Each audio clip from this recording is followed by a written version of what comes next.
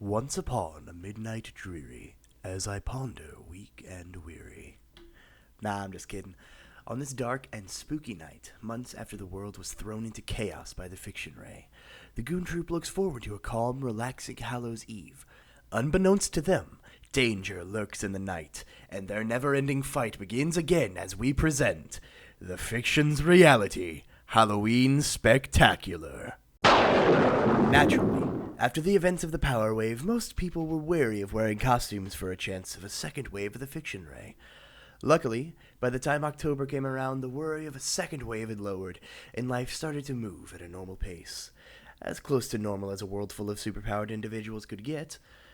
Connor, who was currently dressed as a vampire, sat on Ethan's couch. The two were waiting for Ant to come over, as Ethan attempted to get into his own costume.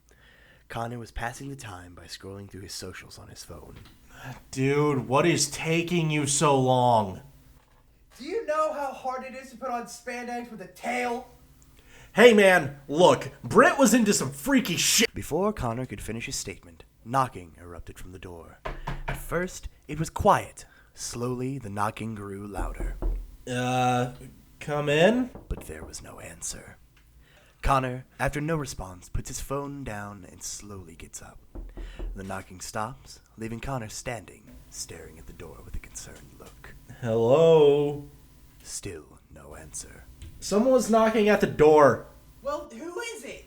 I don't know, they won't say anything. Answer the door, Connor. It's not gonna answer itself. Connor rolls his eyes as Ethan goes back into the room to finish struggling with putting on his costume. Connor, staring up at the door, was, for a brief moment, terrified to open it. Scary knocks? On Halloween? In a world filled with superpowers? Lord, he had the Omnitrix, he'd be fine.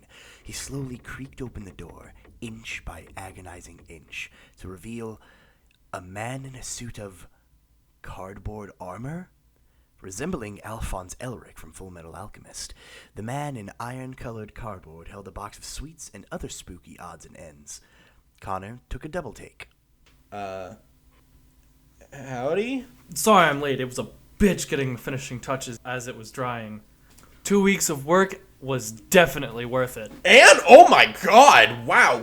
Whoa, What? How did you get this done without us noticing? We've been to your place like 6 times in the past week alone. Where did you hide this? Well, to put it bluntly, I didn't. Ant stood there, holding the boxes in his arms. Connor moved out of the way, realizing that the boxes were probably pretty heavy. What? You didn't? Yeah, man. It was in his closet the whole time. Connor froze in confusion as Ethan came out in his Superman costume. Adjusting himself a few times, he stands proudly for a second before he wraps his tail around his waist. Connor shakes his head in disbelief before looking at the boxes in Ant's hands. Superman? Yeah, I figured it'd be appropriate. Understandable.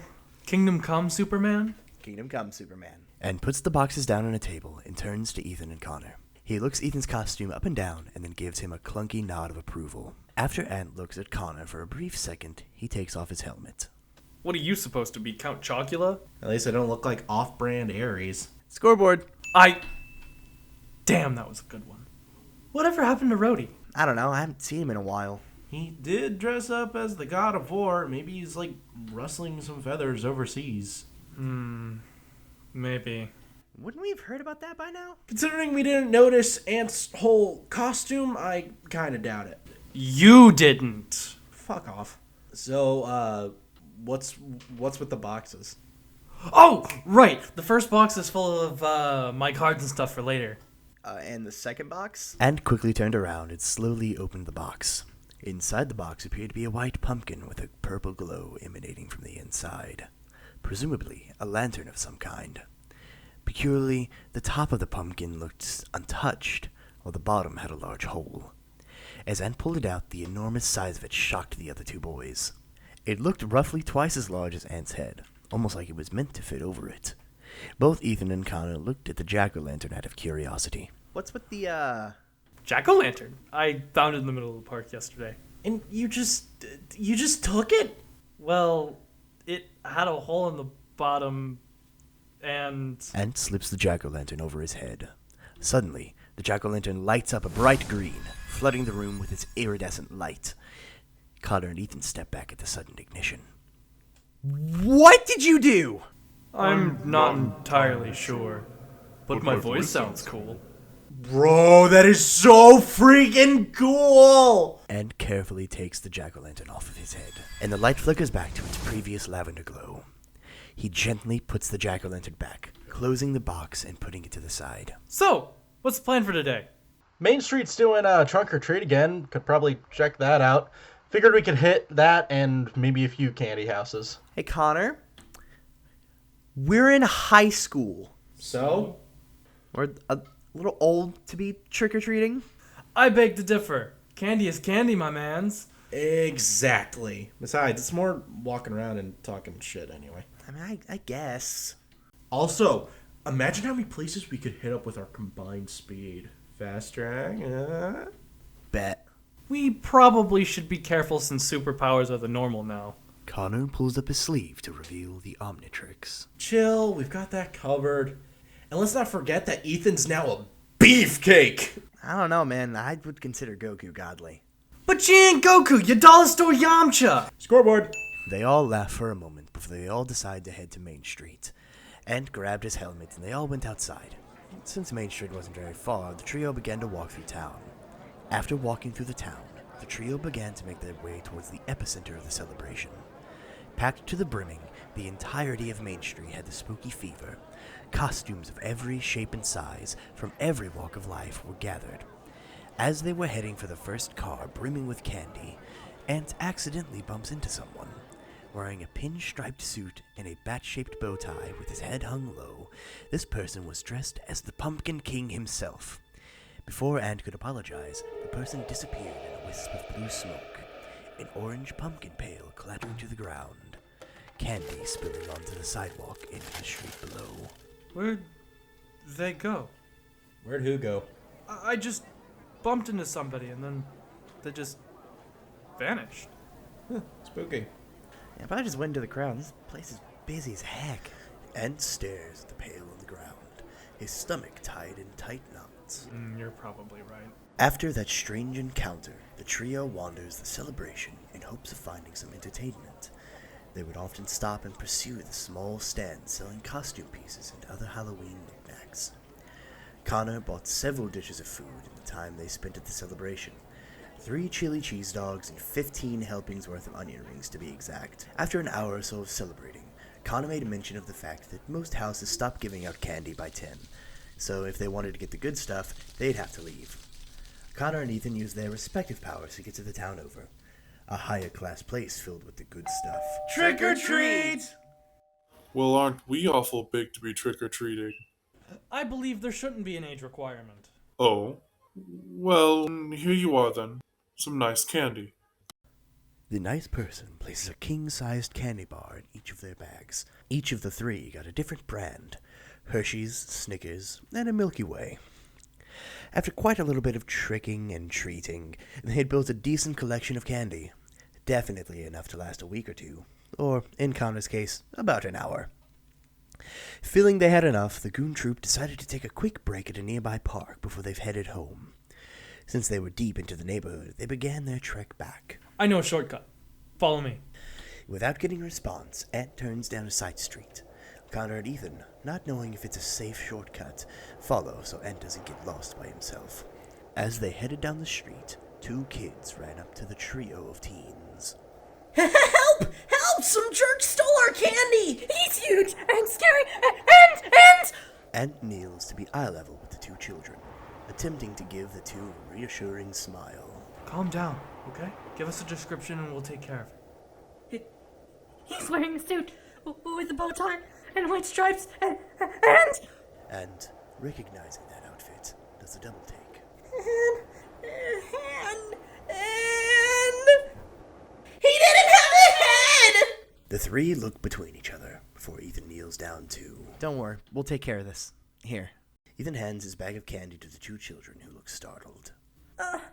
Are you sure? Don't worry, I'll just take some of his. Hey! The 2 kids thank Ethan before running off, presumably home. Pinstripe suit and no head. What a combo. Ant and Ethan stand before before Ant faces the other two. I think it's the same dude I ran into back on Main Street. You didn't mention anything about him being headless. I didn't notice! Hey, focus, you two! How do we find this guy? Suddenly, the lights around them begin to flicker, drawing their attention, before they begin to spark, then shut down completely. Great. Not only are we going to investigate a headless man, but we're gonna do it in the dark. Calm down, I've got this. Yeah, sure you do. Connor takes out his Omnitrix, lighting up the 3 in its green light, before clicking through each of his aliens. Oh wow, that helped so much. I guess, but not quite what I was going for. With a swift motion, Connor slams down the Omnitrix and turns into a man made of charcoal and magma. Heat blast. Their immediate surroundings were completely lit up by his flames, giving them enough light to see under the crescent moon above them. Around the corner just ahead walked a figure emanating his own bluish light, pinstripe suit, bat bow tie, and blue smoke emanating from the clean stump where his head should be. No doubt about it, that's the man who stole the candy. The same man who Ant bumped into earlier that day. Headless Horseman? Just behind the man, a spectral horse flickered into existence. It neighed, lifting its hooves into the air. Headless Horseman. The figure hoisted himself onto the back of the horse before charging forward. Ethan and Connor dodged to the side. The figure, quickly closing the distance, knocked Ant aside. Ant! Ethan, attempting to cut him off, tries to punch the Headless Horseman. Simultaneously, Heat Blast pulling a chunk of the earth on the ground, racing alongside the Horseman. As Ethan swung at the Horseman, no contact was made. No, his fist went right through. Heat Blast was caught in the crossfire, knocked off the rock as the two crashed to the ground. Heat Blast shook his head, the two heroes getting back on their feet, the Horseman and his steed standing tall across from them. How? He's a ghost, dumbass! Should've went with Big Chill. Ant watches from afar as Connor and Ethan move in separate directions and stand to flank the Horseman. Considering their options... Headless Horseman. Guys, try something that's not physical. Thanks, Ant. That's real helpful. No, I'm serious. If punches won't work... Maybe a Ki Blast will. Oh, sure, and if that doesn't work, we obliterate half the town. I'll do something small. Ethan points with his fingers and fires a small bullet. The Horseman does nothing to avoid it, and yet it still passes through, connecting with a street lamp and causing it to explode. I really need to get better at that.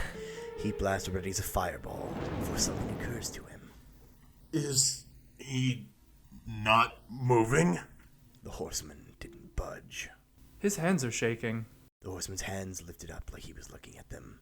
A quiet, shaky breath was heard. Who are you? You can talk? Of course he can talk, dipstick! Heat Blast glares at Ant before turning to the Horseman. Maybe we got off on the wrong foot. I'm Connor. But please don't kill me. We aren't going to kill you. Why did you attack us? I didn't mean to. I can't see much without my head. I just let the horse lead the way. I'm sorry. It's alright. No harm intended. With a press of the Omnitrix and a flash of green, Heat Blast transforms back into Connor. Ant and Ethan cross over to the ghoul, staring up at the wisping smoke coming out of his neck. If you can't see without your head, then where is it? I had it early, but I can't seem to find it. What's he saying? He says he can't find his head. Weird. Most of the time the Headless Horseman knows where his head is. Really? I didn't know that. I always thought it was because he knew the general area. Oh, well, that explains it. Explains what? When the robot came, it shot us with the ray, remember? Right. What was the name we gave it? The fiction ray? Yeah, what about it? Well, if you didn't know about the head thing... The ray didn't apply. Exactly. Well, what are we gonna do now? Maybe we can help him find his head. Help me? Yeah, what does it look like? It sort of looks like a jack-o'-lantern. It was purple until I put on. Huh? Ethan and Connor stare at Ant with a judgmental look. Ant stares up at the Headless Horseman, taking off his helmet, his armor trashed, ripped, torn, and completely dented. I'm sorry. I never introduced myself. I'm Anthony. Friends call me Ant. I have one question for you, Mr. Jackson. Alright, Jackson. Where was the last place you left your head? I think it was somewhere with a lot of people. They were scared. Like a park, perhaps? Yeah, I think so. Fuck me. Jackson, I think I know where your head is. Do you? Ant holds out his hand to try and help Jackson get off the horse. After a few moments, Jackson is on his feet and turned to Connor and Ethan. Ethan, do you think you could, Yeah, I got it. Ethan leaps into the air and flies back to the apartment at top speeds. Don't worry, Ethan will get in a few minutes. Suddenly, Ethan plummets from the sky and lands next to the group, the white pumpkin in his hands. Or a few seconds. Thank you. Sorry for the inconvenience of moving your head. Jackson grabs the pumpkin, placing it on the stump where his head would normally be. The purple light shine before fading into blue, and then into lime green. The glow around him faded into the same light. The carvings of the mouth and eyes begin to move, morphing from a look of anger into a look of euphoria.